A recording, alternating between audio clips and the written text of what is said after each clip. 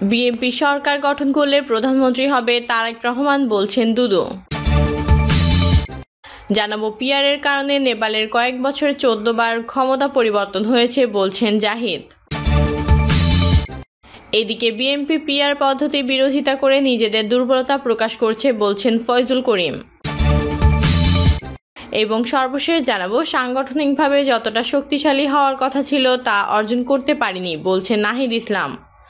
এতক্ষণ শুনছিলেন সংবাদ শিরোনাম, এবারে বিস্তারিত। বিএনপি সরকার গঠন করলে প্রধানমন্ত্রী হবে তারেক রহমান, বলছেন দুদু। বিএনপির ভাইস চেয়ারম্যান শামসুজ্জামান দুদু বলেছেন, বিএনপি এখনও আনুষ্ঠানিকভাবে কাউকে নমিনেশন দেয়নি। নমিনেশন বোর্ড বসবে, তারপর নমিনেশন দেবে।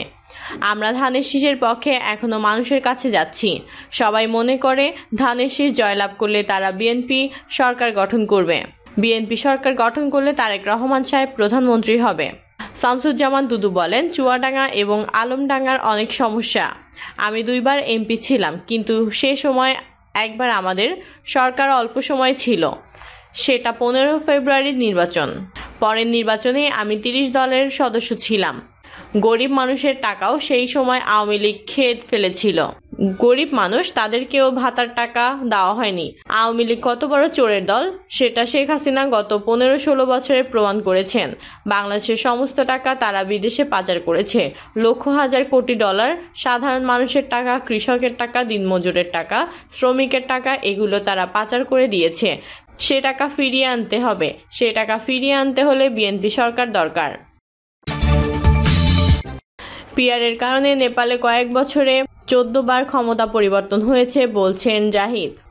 পিআর পদ্ধতিতে নির্বাচন হওয়ায় নেপালে কয়েক বছরে 14 বার ক্ষমতা পরিবর্তন হয়েছে বলে মন্তব্য করেছেন বিএনপির স্থায়ী কমিটির সদস্য doctor AZM Zahid Hossain. Doctor Zahid বলেন, 5 আগস্টের আগে কেউ পিআর পদ্ধতি নিয়ে আলোচনা করেনি। এখন কিছু দল কর্তৃত্ববাদী ফ্যাসিস্ট মতামত শোনাচ্ছে। তিনি বলেন, কেউ কেউ পিআরের জন্য রাস্তায় নামছেন, কিন্তু যারা জনগণের অনুমতি না নিয়েও জনগণের মতামত হিসেবে চালাচ্ছে তারা নির্বাচন পেছাতে চায়। একই সঙ্গে ভুয়া ঝটিকা মিছিলের মাধ্যমে জনমতে বিভ্রান্তি সৃষ্টি করা হচ্ছে বলেও বিএনপির এই নেতা অভিযোগ করেছেন। ডক্টর জাহিদ বলেন, নেপালে পিআর প্র্যাকটিস হয়েছে দেখে বিগত বছরে 14 বার ক্ষমতা পরিবর্তন হয়েছে। দলবাজি করার জন্য, জনগণ না চাইলেও নিজেদের মতামতকে জনগণের মতামত চালিয়ে দেওয়ার জন্য যারা দাবিদারি করেছেন তারা স্বৈরাচারকে ফিরিয়ে আনতে চাচ্ছেন। রাজনৈতিক দলগুলোর উদ্দেশ্যে তিনি বলেন, পিআর চাইলে নির্বাচনী ইশতেহারে দেন, কেন প্রেসিডেন্সি অর্ডারের মাধ্যমে তা আদায় করতে হবে? সংবিধান এখনও কার্যকর, তবে অস্বীকার করার মাধ্যমে দেশে বিশৃঙ্খলা সৃষ্টির অপচেষ্টা চলছে। জনগণের মতামতকে অন্য আন্তর্জাতিক গোষ্ঠীর ফায়দা আদায় করার কাজে ব্যবহার করলে দেশের মানুষ তা মেনে নেবে না বলেও বিএনপির এই নেতা হুঁশিয়ারি দেন। তিনি বলেন, গণতন্ত্রের মধ্যে ভিন্ন মত থাকবে, কিন্তু যখন কোনো দল তাদের সিদ্ধান্ত জনগণের উপর চাপিয়ে দেবে তখন কর্তৃত্ববাদের আওয়াজ পাওয়া যায়, আর এতে ফেসিবাদী চরিত্র ফুটে ওঠে। জাহিদ হোসেন আরও বলেন, জনগণ না চাইলেও জনগণের নামে পিআর চেয়ে স্বৈরাচারের আসার পথ সুগম করা হচ্ছে। নির্বাচন পেছানোর অপচেষ্টা চালানো হচ্ছে। জনগণের দাবি বলে দলীয় এজেন্ডা চাপিয়ে দেওয়ার চেষ্টা করলে তা সফল হবে না। দেশের সাধারণ মানুষই তা প্রতিহত করবে। বিএনপি পিআর পদ্ধতির বিরোধিতা করে নিজেদের দুর্বলতা প্রকাশ করছে, বলছেন ফয়জুল করিম। বিএনপিকে উদ্দেশ্য করে ইসলামী আন্দোলন বাংলাদেশের সিনিয়র নায়েবে আমির মুফতি ফয়জুল করিম বলেছেন, যারা পিআর পদ্ধতির বিরোধিতা করছেন তারা আসলে নিজেদের দুর্বলতা প্রকাশ করছেন।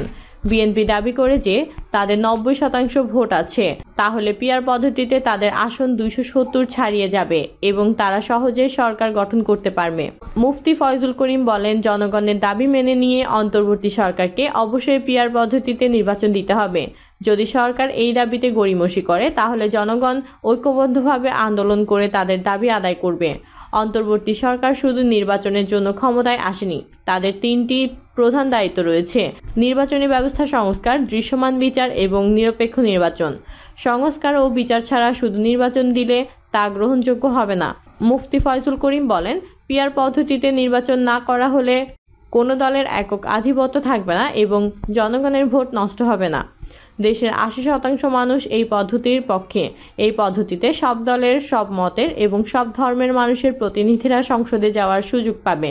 ফলে রাস্তার আন্দোলন বা বিশৃঙ্খলা করার প্রয়োজন হবে না, বরং আলোচনা ও সমস্যার সমাধান হবে সংসদেই। এর ফলে সংসদ আরও বেশি শক্তিশালী ও প্রতিনিধিত্বশীল হবে। ফয়জুল করিম সরকারের উদ্দেশ্যে বলেন, যদি পিআর পদ্ধতি নিয়ে সন্দেহ থাকে তাহলে গণভোটের আয়োজন করা হোক। জনগণ যদি এই পদ্ধতি চায় তাহলে সরকারকে তা মেনে নিতে হবে, অন্যথায় জনগণ ঐক্যবদ্ধভাবে আন্দোলন করতে বাধ্য করবে। দেশের শিক্ষা ব্যবস্থা নিয়েও ক্ষোভ প্রকাশ করে ফয়জুল করিম বলেন, ৯২% মুসলমানের দেশে গানের শিক্ষক নিয়োগ দেওয়া ইসলামের সংস্কৃতির পরিপন্থী। আপনারা কি সব পরিবারকে নাস্তিক বানাতে চান? গানের শিক্ষকের বদলে ইংরেজি এবং কম্পিউটার শিক্ষক নিয়োগ দেন। বর্তমানে প্রাইমারি শিক্ষা ব্যবস্থা ধ্বংস হয়ে গেছে, যার ফলে শিক্ষার্থীরা উচ্চশিক্ষা বা ভালো কোনো প্রতিষ্ঠানে চান্স পাচ্ছে না। এই সমস্যা সমাধানের জন্য প্রাইমারি শিক্ষাকে ঢেলে সাজাতে হবে এবং সেখানে ধর্মীয় শিক্ষক নিয়োগ দিতে হবে। ইসলামী আন্দোলন বাংলাদেশের সিনিয়র নায়েবে আমির বলেন, যদি সরকার জনগণের এই দাবি না মানে তাহলে ধরে নেওয়া হবে যে সরকার কোনো নির্দিষ্ট দলের দিকে ঝুঁকে গেছে এবং তাদের নিরপেক্ষতা হারিয়েছে। আশা করি আন্দোলনের প্রয়োজন হবে না, সরকার জনগণের দাবি মেনে নেবে। সাংগঠনিকভাবে যতটা শক্তিশালী হওয়ার কথা ছিল তা অর্জন করতে পারিনি বলছেন নাহিদ ইসলাম। সাংগঠনিকভাবে 1 বছরে যতটা শক্তিশালী হওয়ার কথা ছিল তা অর্জন করা যায়নি বলে মন্তব্য করেছেন জাতীয় নাগরিক পার্টির আহ্বায়ক নাহিদ ইসলাম। বিভিন্ন বিশ্ববিদ্যালয়ে ছাত্র সংসদ নির্বাচন অনুষ্ঠিত হচ্ছে, এটা নিজেদের একটা অর্জন বলে উল্লেখ করে নাহিদ ইসলাম বলেন, ঢাকা বিশ্ববিদ্যালয় ও জাহাঙ্গীরনগর বিশ্ববিদ্যালয়ে ছাত্র সংসদ নির্বাচন অনুষ্ঠিত হয়েছে। আরও কয়েকটি বিশ্ববিদ্যালয়ে ছাত্র সংসদ নির্বাচন শিগগির অনুষ্ঠিত হবে। গণ অভ্যুত্থানের পরে আমরাই প্রথম দাবি তুলেছিলাম ছাত্র সংসদ নির্বাচন প্রয়োজন বিশ্ববিদ্যালয়গুলোতে। তিনি বলেন, গণতান্ত্রিক ক্যাম্পাস এবং নিরাপদ ক্যাম্পাস যদি আমরা নিশ্চিত করতে চাই এবং বিশ্ববিদ্যালয়ের ছাত্রছাত্রীরা যে ভূমিকা রেখেছে গণ অভ্যুত্থানে তার জন্য আমাদের তাদের সেই নেতৃত্বের জায়গাটা দিতে হবে। ছাত্রদের পক্ষ থেকে নেতৃত্ব উঠে আসতে হবে। ফলে ছাত্র সংসদ নির্বাচন বাংলাদেশে হয়েছে অন্তর্বর্তীকালীন সরকারের সময়, গণ অভ্যুত্থান পরবর্তী সময় হয়েছে।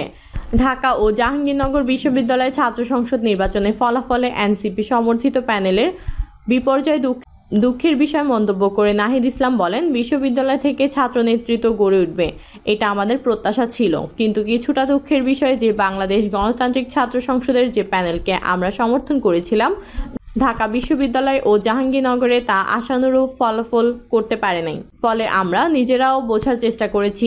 কিন্তু কিছুটা দুঃখের বিষয় যে বাংলাদেশ গণতান্ত্রিক ছাত্র সংসদের যে প্যানেলকে আমরা সমর্থন করেছিলাম ঢাকা বিশ্ববিদ্যালয় ও জাহাঙ্গীরনগরে তা আশানুরূপ ফলাফল করতে পারে নাই।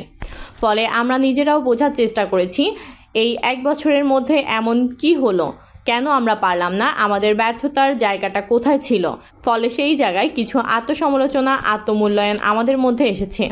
সাংগঠনিকভাবে আমাদের যতটা শক্তিশালী হওয়ার কথা ছিল বিশ্ববিদ্যালয়গুলোতে এবং সারা দেশে, এই 1 বছরে সেই সাংগঠনিক শক্তি অর্জন করতে পারে নাই। সাংগঠনিক শক্তি অর্জন করতে না পারার বিভিন্ন কারণ ছিল বলে জানান এনসিপির আহ্বায়ক। এটার নানা বাস্তবতা ছিল। বাংলাদেশে গত 1 বছরে নানা অস্থিরতা, নানা কিছুর মধ্য দিয়ে পার হয়েছে, এখনো পার হচ্ছে।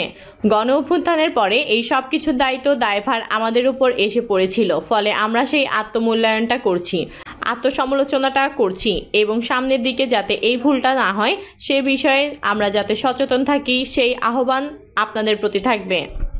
এবং সামনের দিকে যাতে এই ভুলটা না হয় সে বিষয়ে আমরা যাতে সচেতন থাকি সেই আহ্বান আপনাদের প্রতি থাকবে। তবে আমাদের সমর্থিত ছাত্র সংগঠন বা প্যানেল খুব অল্প সময়ে রাজনীতি করার সুযোগ পেয়েছে। বক্তব্যের শুরুতে নাহিদ ইসলাম বলেন, জুলাই গণ অভ্যুত্থানের 1 বছর হয়েছে। জুলাই মাসে 5ই আগস্টের মধ্য দিয়ে বলতে গেলে আমাদের রাজনীতির পথ চলা। আমাদের দল আরও কিছুদিন পরে হয়েছে। 1 বছর পরে আমাদের নিজেদের একটা আত্মমূল্যায়নও প্রয়োজন, আমাদের নিজেদের আত্মসমালোচনা প্রয়োজন, আমাদের নিজেদের সামনের করণীয় নির্ধারণ করা প্রয়োজন। প্রিয় দর্শক, এই ছিল সর্বশেষ সংবাদ আপডেট। সব সংবাদ পেতে চ্যানেলটিকে সাবস্ক্রাইব করে বেল আইকনটি ক্লিক করে রাখুন। কমেন্টে আপনার মতামত জানিয়ে আমাদের সাথেই থাকুন। ধন্যবাদ।